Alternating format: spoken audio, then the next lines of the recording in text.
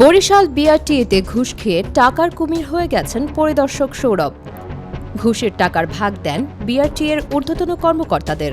দুদকের মামলা, তলব কোনো কিছুকেই করেন না তোয়াক্কা। বিস্তৃত করেই চলছেন ঘুষের সাম্রাজ্য। বিআরটিএর ঊর্ধ্বতন কর্মকর্তারাই টিকিয়ে রেখেছে তাকে। হয়ে উঠেছেন অপ্রতিরোধ্য ঘুষখোর। বিস্তারিত দেখুন নাইম মল্লিকের পাঠানো ৫ পর্বের ধারাবাহিক অনুসন্ধানী প্রতিবেদনের দ্বিতীয় পর্বে। বরিশাল বিআরটিএতে সিএনজি রেজিস্ট্রেশন কার্যক্রমকে ঘিরে পরিদর্শক সৌরভ কুমার সাহার বিরুদ্ধে বিস্তর অভিযোগ উঠেছে। স্থানীয় সূত্র জানায়, আগের প্রতিবেদন ও সমালোচনার পরও তার অধীনে রেজিস্ট্রেশন কার্যক্রম থেমে নেই, বরং একই ধারায় অব্যাহত রয়েছে। এ কারণে পুরো প্রক্রিয়ার স্বচ্ছতা ও জবাবদিহি নিয়ে নতুন করে প্রশ্ন দেখা দিয়েছে। অভিযোগ রয়েছে, প্রতিটি রেজিস্ট্রেশন ফাইল থেকেই নির্দিষ্ট অঙ্কের ঘুষ আদায় করা হয়। সিএনজি রেজিস্ট্রেশন সহ অন্যান্য সেবায় ফাইল প্রতি ৪০ থেকে ৫০ হাজার টাকা পর্যন্ত নেওয়ার অভিযোগ পাওয়া গেছে।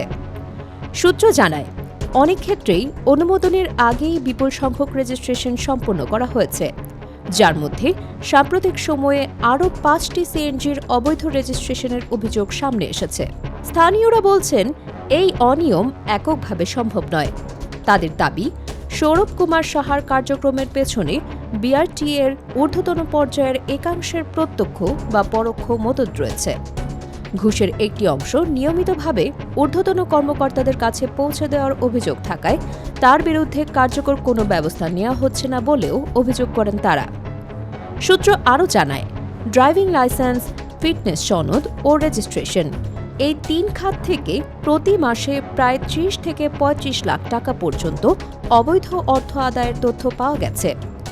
এই অর্থের একটি নির্দিষ্ট অংশ ঊর্ধ্বতন পর্যায়ে ভাগাভাগি হওয়ার পুরো চক্রটি শক্ত অবস্থানে রয়েছে বলে মনে করছেন সংশ্লিষ্টরা।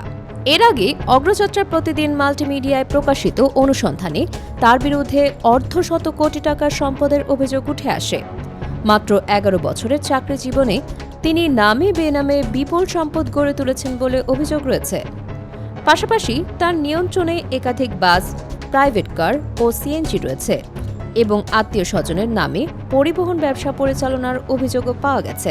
অভিযোগের বিষয়ে দুদক মামলা করলেও তাকে থামানো যায়নি। মামলায় তাকে প্রধান আসামি করা হলেও তিনি জামিনে থেকে আগের মতোই কার্যক্রম চালিয়ে যাচ্ছেন বলে সূত্র জানায়। স্থানীয়দের অভিযোগ, মামলার পরও তার কার্যক্রমে কোনো পরিবর্তন আসেনি, বরং আরও বেপরোয়া হয়ে উঠেছেন তিনি। স্থানীয়রা জানান, তিনি এতটাই প্রভাবশালী হয়ে উঠেছেন যে সাংবাদিক বা কর্তৃপক্ষ কারো কথাই তিনি গুরুত্ব দেন না।